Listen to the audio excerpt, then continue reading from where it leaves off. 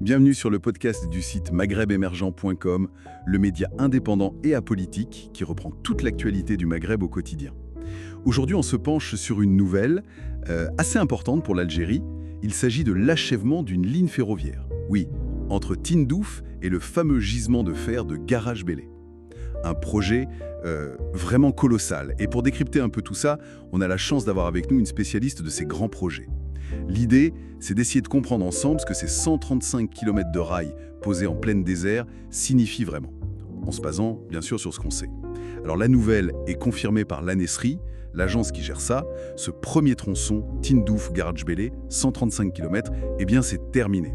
Et pas juste les rails, on parle de toute l'infrastructure, les ponts, la signalisation, bref, c'est prêt à fonctionner. Exactement.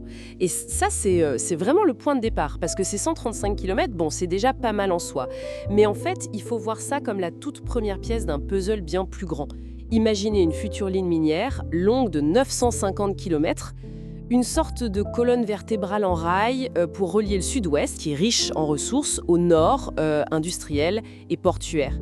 Donc, ce tronçon qui vient d'être fini, il a un rôle bien précis. Connecter Tindouf au gisement de Garage Bellay, cette fameuse montagne de fer, comme on dit parfois.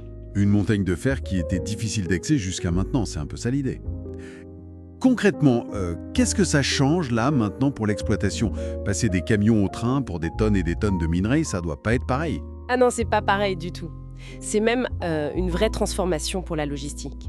Le premier effet direct, c'est qu'on va pouvoir sortir beaucoup plus de minerais, plus facilement et de manière plus économique aussi.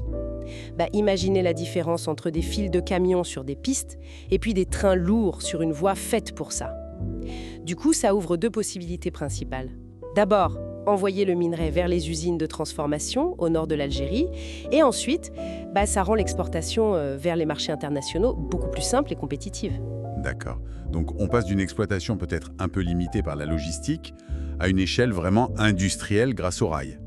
C'est un levier économique direct en fait. C'est tout à fait ça. Pour valoriser un gisement aussi énorme que Garage Bellay, une bonne logistique, c'est la base.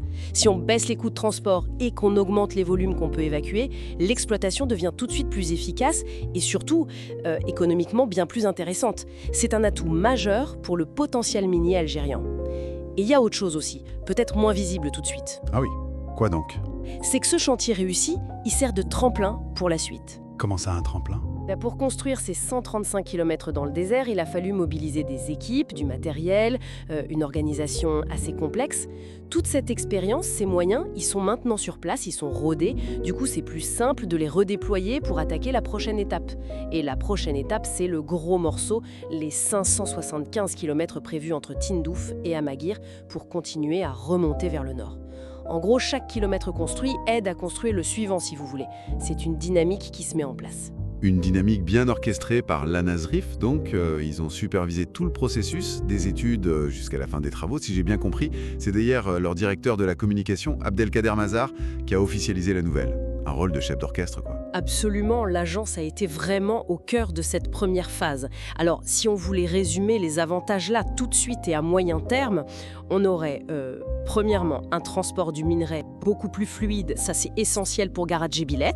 Deuxièmement, on exploite mieux cette ressource naturelle géante, on transforme le potentiel en valeur économique, quoi.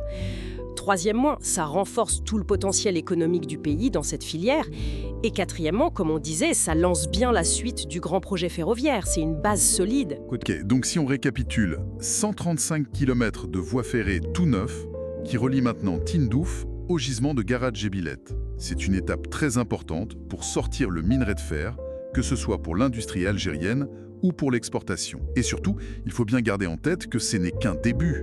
Un segment d'un projet national beaucoup plus vaste. Un projet qui porte de grands espoirs économiques, notamment pour désenclaver tout le sud-ouest. Oui, et ce qui est assez fascinant, je trouve, et qui ouvre un peu la discussion, c'est justement cette vision d'ensemble. Ce premier tronçon, c'est une belle avancée, bien sûr. Mais ça représente quoi ? À peu près 15% du tracé final de 950 km. Donc la vraie question qui se pose maintenant, c'est une fois que toute cette artère ferroviaire sera terminée, qu'elle reliera Garage Bellay jusqu'au nord, quelle transformation profonde ça pourrait entraîner pour l'Algérie. Je parle d'économie, de logistique, peut-être même d'aménagement du territoire. On parle potentiellement de redessiner les flux entre le Sahara et la Méditerranée, hein. L'impact à très grande échelle, il reste encore à imaginer. Merci pour votre écoute et retrouvez plus d'actualités sur maghrebemergent.com.